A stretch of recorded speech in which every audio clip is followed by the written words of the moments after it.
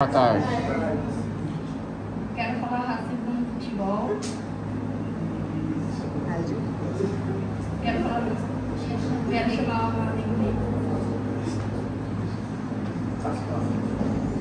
Olha o fio aí, não é bom ficar aí, ó. Deixa só quem vai falar aí e os demais do lado de lá, melhor.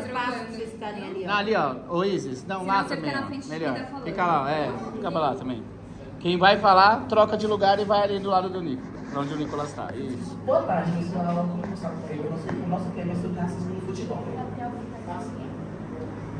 Então, você sabia que existe racismo no futebol? O racismo no futebol é uma coisa grave, grave e séria dentro do futebol, entre torcedores, jogadores e entre outros. Mesmo tentando combatê-lo, é muito difícil combatê-lo sobre isso, que é um tema difícil entre os jogadores e torcedores, e é isso. E vocês saberam também que tem racismo no futebol feminino, que é um caso muito grave e ninguém fala sobre isso. E eu acho importante também falar, porque se quer não, do mesmo jeito que homens jogam, as mulheres também jogam.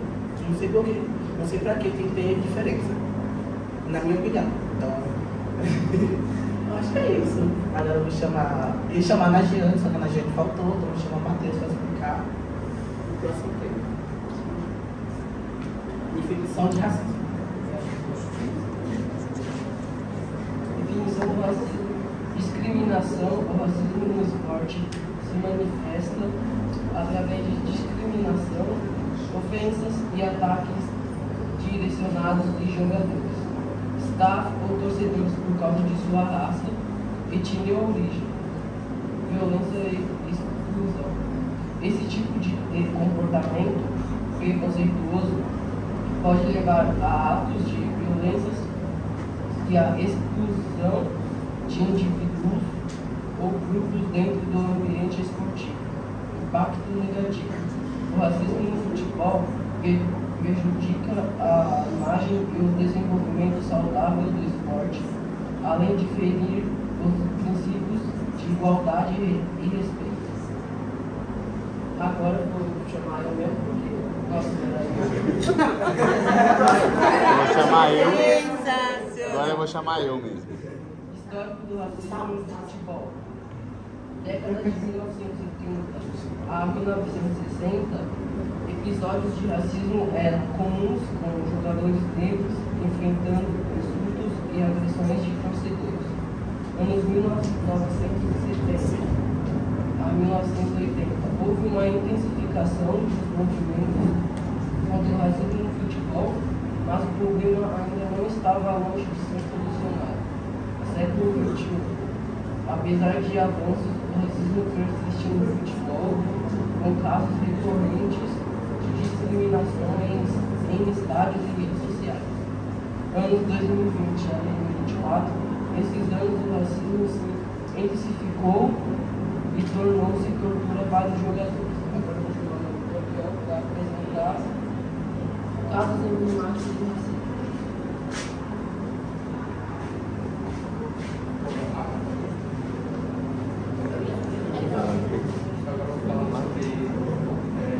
Mais pertinho, coisa mais pertinho. Dois casos que já se começa a destacar no futebol.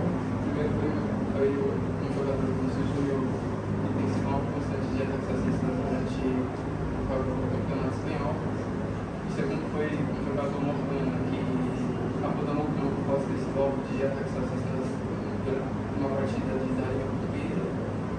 E o Dani Alves, que durante uma partida em 2014, né, na Espanha, um torcedor de Nova na direção dele. Agora, nosso colega vai falar sobre a diferença salarial de jogadores que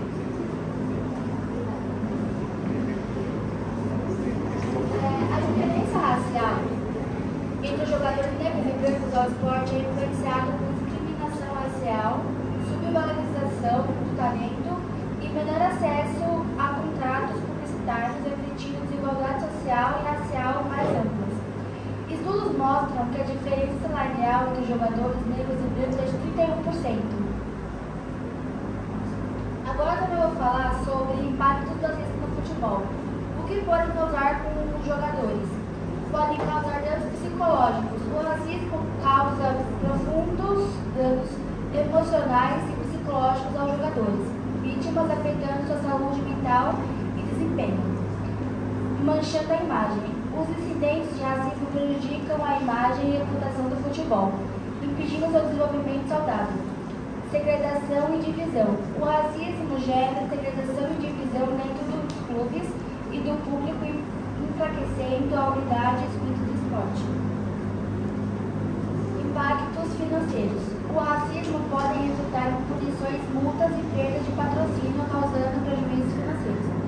Agora eu vou chamar a Isis para saber o que a gente pode fazer para melhorar esse problema.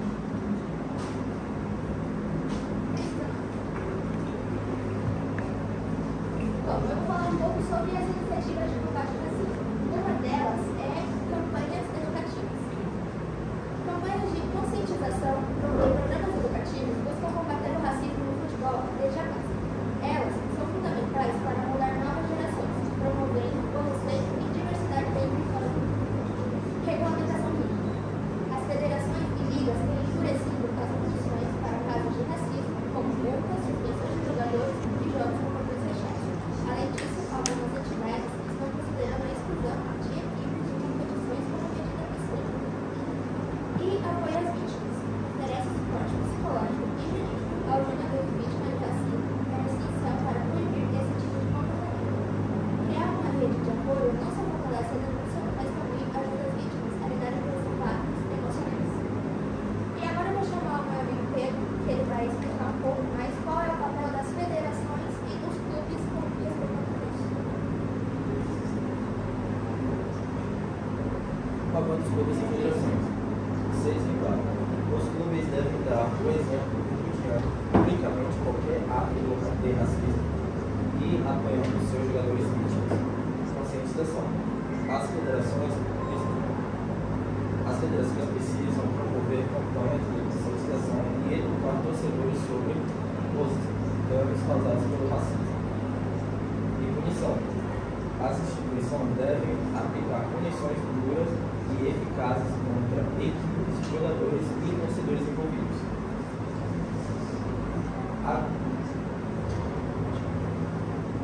Agora eu quero chamar os meus dois amigos Isis e Lucas para poder falar sobre a conscientização e educação.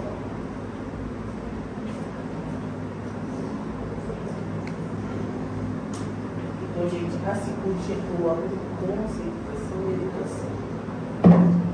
O diálogo promove um diálogo aberto e honesto sobre o racismo no futebol e é fundamental para gerar transformação. A educação. Programas de educação e sensibilização, desde as categorias de base, são essenciais para construir uma cultura de estudo. Tais programas não só ensinam sobre a importância da diversidade, mas também incentivam a empatia e a compreensão entre diferentes grupos. Programas de educação, que é sensibilização desde a categoria de base, são essenciais para construir uma cultura respeitosa dentro do esporte do futebol. E tem mais uma coisa que a gente não apresentou aqui, mas eu queria falar, que são sobre as ações contínuas. Além de campanhas pontuais, é necessário que as iniciativas educativas sejam contínuas e evolutivas, adaptando-se às mudanças culturais e sociais para que os resultados sejam duradouros.